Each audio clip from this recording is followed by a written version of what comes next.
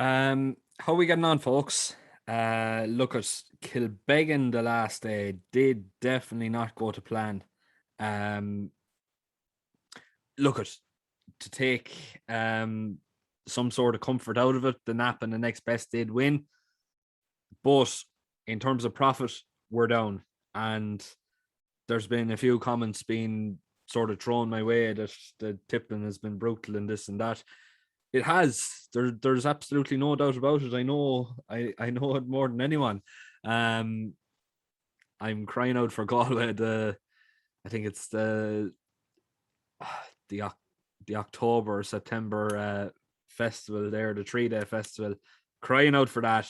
Um, Generally, every single day of that does be a very very good small festival for myself. So definitely very much looking forward to that. And look, at we're just sort of mediocre racing in a sort of a transition, you could say.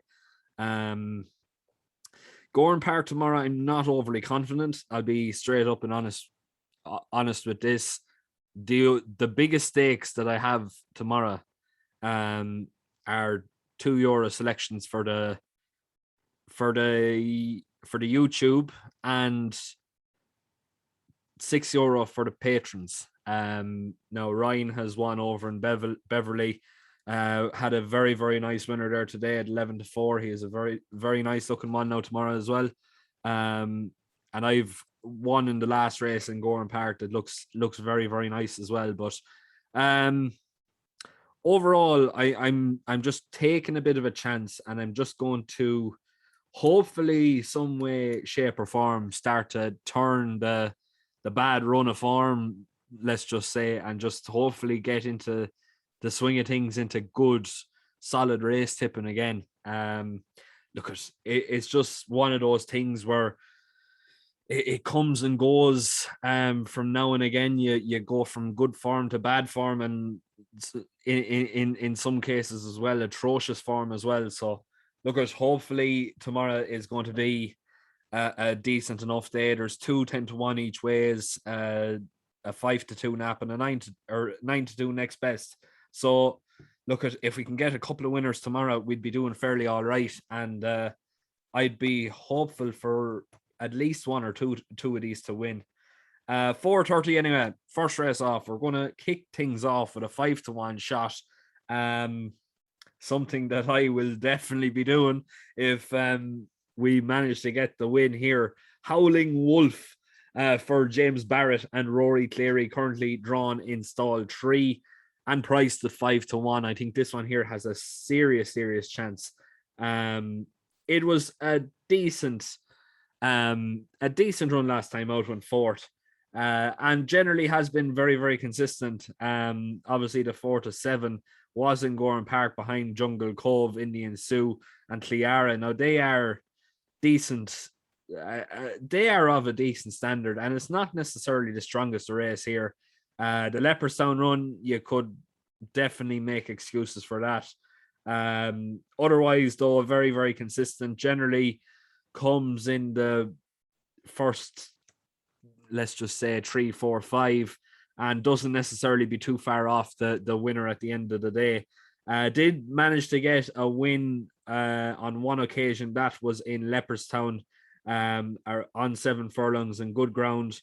That was definitely a very nice run. And today, a mile and a furlong on good ground definitely looks to be very, very interesting here. Look, at off a mark of 70, I think it's well weighted. I think overall, getting 10 stone off Big Challenge, and or not 10 stone off Big Challenge, what am I saying? 10 pounds off Big Challenge, and £1 off Collaborating. I think it's just going to be enough to get this lad's head in front, and in a stall of stall 3 as well. Definitely very, very interesting here. And I think 5-1 overall looks to be a nice price. And I am going for a win, but at 5-1, I wouldn't put you off going each way either. 5 o'clock, next race off. And this one here we are going to be going with the next best. I am not overly convinced on New Moon Rising simply because it's drawn so wide. And I personally think there's better horses in here. And one of those being Karatayka. I think I'm pronouncing that right. Currently priced at 9-2 for Mick Halford and Ronan Whelan. This filly looks to be very, very interesting. Second on its penultimate start. That was around Roscommon and good behind Le Jaconde. Definitely not something to be too disgraced about, especially what that horse has run up against since. 5th of 14 at 28-1 in this at this course. At the end of the day, it was only in around half a length, 3/4 of a length behind a 5-6 favorite. So look, I think overall this horse here has most improvement to come, and providing that she does manage to get her head in front, she looks the one to beat. The one worry I do have is the form of both Mick Halford and Ronan Whelan. Not from 13 over the past couple of weeks for Mick Halford, and not of 25 from Ronan. So it's a little bit worrying. Not going to lie, but I think the draw in stall 5 definitely very interesting. And the fact that it is rated £2 better than it's not its stable companion, but the same ownership. Yet it's off level weights with that. I think it is very interesting here, and potentially is the best filly in the race. Next race then, the 5:35, and my first each way selection of the day. It's a wide open race. Listed event. It looks to be a very good standard of race as well. Definitely very interested in the likes of Emphatic Answer, and So I Told You. Both of those trained by Joseph O'Brien. But for me, I'm going to take a chance, and I'm going to go with Jessica Harrington and Tom Madden, drawn in stall 2, Ashdash, currently priced at 10-1. It's a 3-time winner, listed place in air in May, dropped in class after Group 2 and Group 3 efforts. Back down in listed company here. I think it's well within its rights to go and place in this sort of standard of race. Obviously, look at Jessica Harrington felt that this horse was better than listed company, moving it up into Group 2 and Group 3. So the fact this back down to listed company here is definitely very interesting. It's one of the only ones that's actually proven in listed company. I think 10-1 is overpriced. I think realistically, you could make cases for an awful lot of these. It looks like it's a bit of a dartboard scenario that you can literally just get a dartboard and fire it at the race card and pick your horse there, and it could potentially win. It looks wide open, and you could make cases for an awful lot of these. I just think the drop in class is going to be a little bit too much for the rest of the field to handle, and 10-1 looks to be a great overall each way price. 605 then. It's a tricky one here. I'm going to go for a quick fire Jessica Harrington double. This one here owned by Meidler Stud. Definitely very, very interesting. They have an impeccable breeding operation there. Muharar, filly, half sister to 3 winners, including Miss Celestial. Just going into the breeding end of things, Miss Celestial obviously rated 109, and Poor Sunlight as well rated 100. Those two alone, as well as being closely related to Group 3 winner, rated 102. It looks to be those 3 pieces of breeding form would be able to win a race of this standard. Drawn in stall 5, decent enough draw. You want to be close enough to the inside without being, let's just say, on the box seat in these big fields, because the potential of getting boxed in if missing the break is fairly high. I think though Jessica Harrington, like Shane Foley, likes to be up near the front. he likes to nearly set the fractions as much as he possibly can.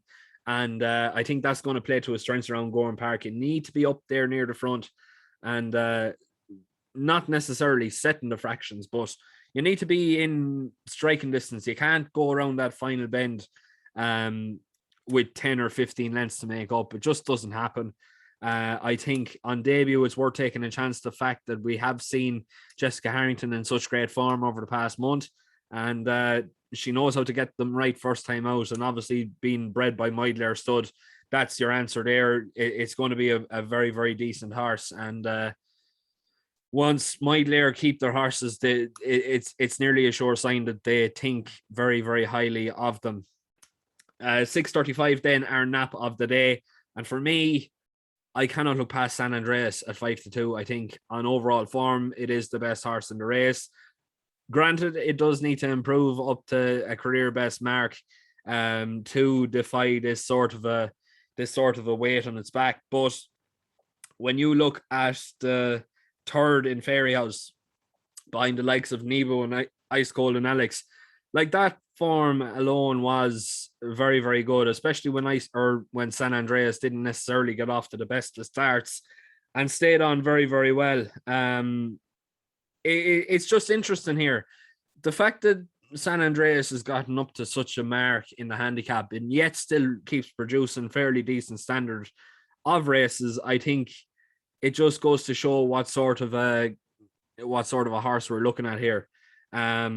He is a very, very talented sort, and look at, he is given plenty of weight to Rory Cleary, but Hugh Horgan on board, he's a very talented 7-pound lamer, lads, and 5-2 looks to be absolutely printing money, providing he can improve that little bit more and come on for his last couple of runs. I think he's going to go one place better and take this contest now tomorrow. Next race off then is 7:05 and another each way play here.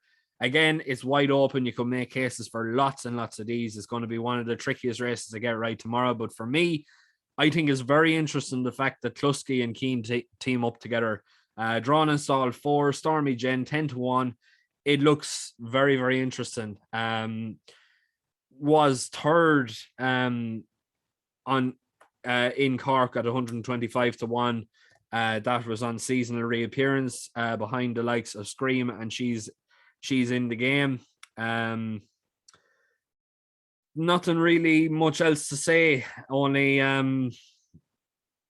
that it didn't necessarily perform to the same strength after that. But I just think it's definitely interesting. The fact that Colin Keane gets the mount here, he would have the choice of many, literally every single one of these. The fact that he is champion jockey, and the fact that if Ger Lyons hadn't a horse in this particular race, and there was rides available that Colin Keane would definitely be offered, would be one of the first to be offered the leg up on most of these horses. But the fact that he's gone with Klusky's horse is definitely very interesting.